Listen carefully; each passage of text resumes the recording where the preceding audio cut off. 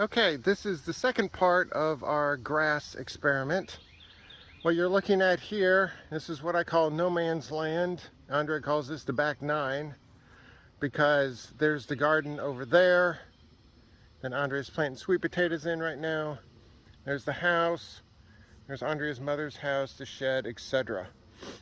So what I did about 2 weeks ago, I sprayed a broadleaf herbicide. It was called Speed Zone Southern. And at that time, I really didn't know why we were doing a broadleaf instead of a full kill like what we're doing in the nighttime area. Well, Bahia grass, I'm putting Pensacola Bahia grass down. It's coated. Bahia grass is very slow to germinate. And so if you have a bare area, it's going to get either destroyed by heat or destroyed by birds eating it and stuff. So what you want to do is you kill all the broadleaf stuff like what was done here, and you leave all the crabgrass and stuff. Not really excited about it, but they said if you can get the Bahia grass to get established, it will slowly and surely start kicking out the crabgrass. Same thing with Bermuda. So that's our experiment. So this area back here is about a ½ acre.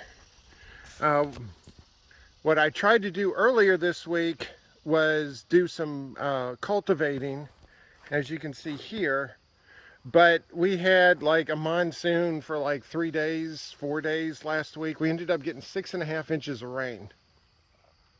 And when I was out here trying to cultivate, I did get the tractor stuck.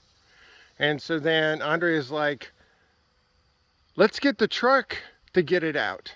And I'm like, I don't think that's a really good idea. So we tried it, then we got the truck stuck. So then it was a real Mensa experience where we got them both stuck.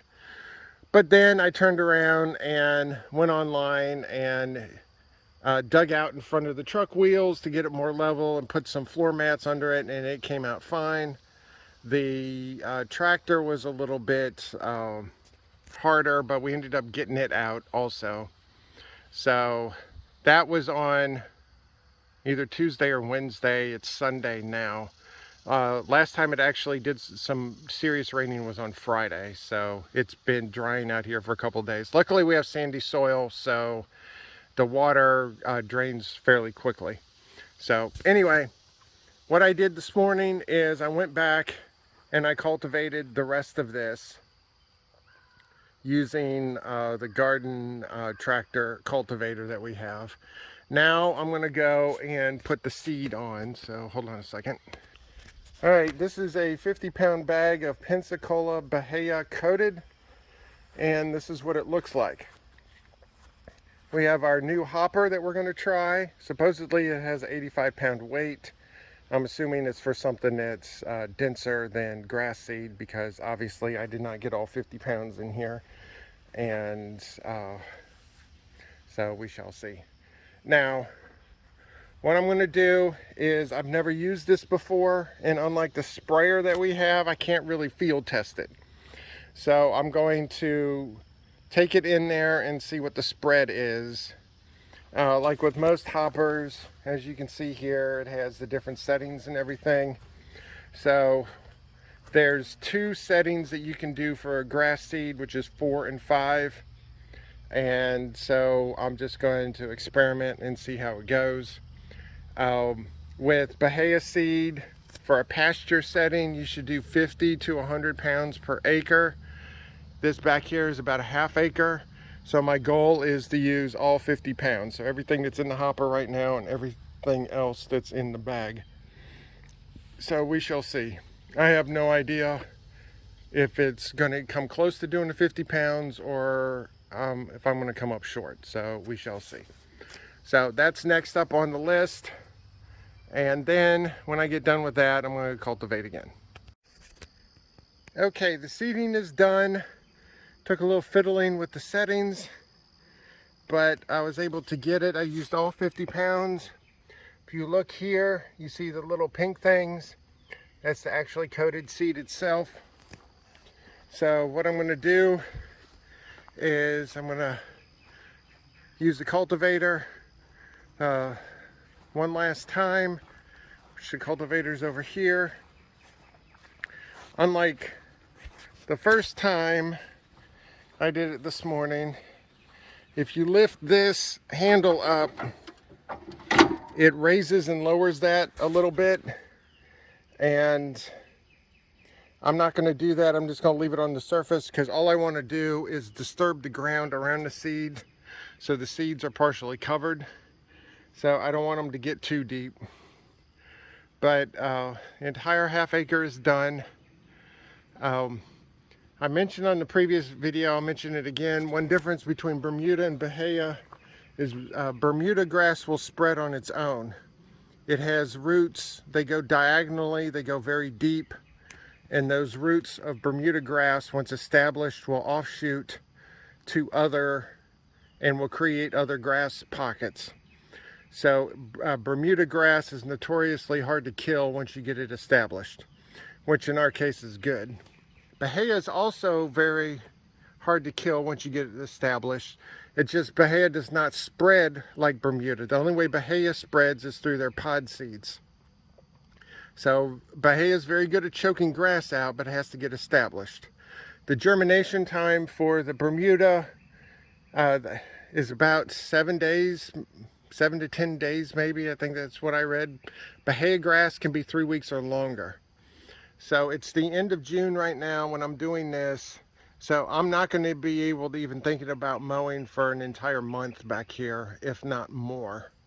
Because they said you do not want to mow until the grass is at least 3 inches tall. So it might be into August by the time I mow in here again. Hopefully it won't get too unruly back there. So we shall see. But this is our experiment. This, unfortunately, because it's so late in the season, because this year has been so wacky, this is probably all we're going to do. But we'll see how the Bermuda does over in the nighttime area. We'll see how the Bahia does over here.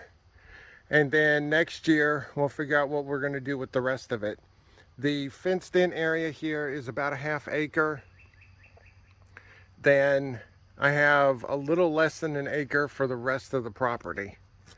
That we have, not including the field, but the farmer does that. So yeah, so we'll determine next year whether or not we're going to put Bermuda or Bahia down, like in this area that I'm walking around in right now.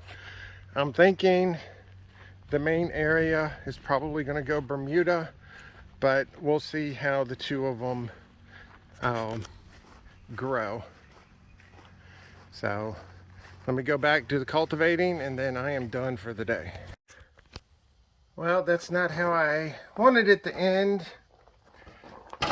These two pieces here fell off on both of these sides. I was able to luckily find these, but after 20 minutes I couldn't find the ones on the other side, so I'm going to have to order some extras. But let me show you real quick what I got done. Alright, this is the area that I got done. I was going back and forth here, and so as you can see, this is the area I just did. This was the area I had done earlier. So the side on the right had 2 passes, the side on the left only had 1. So it's going to have to be good enough, unless I can find something local and do it in the next day or so. So it's regrettable, but I spent 20 minutes trying to find that thing, and I'm not spending all day because it's hot out here. So unless I find it, this is going to be it for the no man's land area for right now. So the grass is in, and so unless I find that piece, this is all she wrote. Alright, as a slight addendum, while I was out here doing the grass, Andrea planted some of our sweet potatoes. Are these all of ours? Yes, those are the 5 from last year. Alright, these are the sweet potatoes that we harvested last year, that we kept the sweet potatoes on our island, and they started popping out their little babies. stems. And so Andrea had put them in pot, or we put them in water, grew roots, and then we put them in pots for a couple of weeks to get them established. So now they're in the ground. Hopefully it's not going to be too late in the season. See, we got our little baby corn over there. So, so far on the garden, the big winner right now is going to be the watermelon because it's like taking over everything. I don't know about the tomatoes. We're going to have to do, we have very acidic soil here. I think the pH is like 5 or 5.5. So some things just are not going to grow properly. So I'm wondering if the tomatoes and some of the other things are just, it's too acidic for it. The squash and the zucchini are not doing well. They went like freaking gangbusters last year, so I don't know what their problem is. And the potatoes, we figured out was a bug eating them. And Andrea got our first tomatoes. Those are obviously cherry tomatoes, so I don't know if the tomatoes are going to last very long. So, but this is our experimental garden for this year. So this is an addendum onto the grass.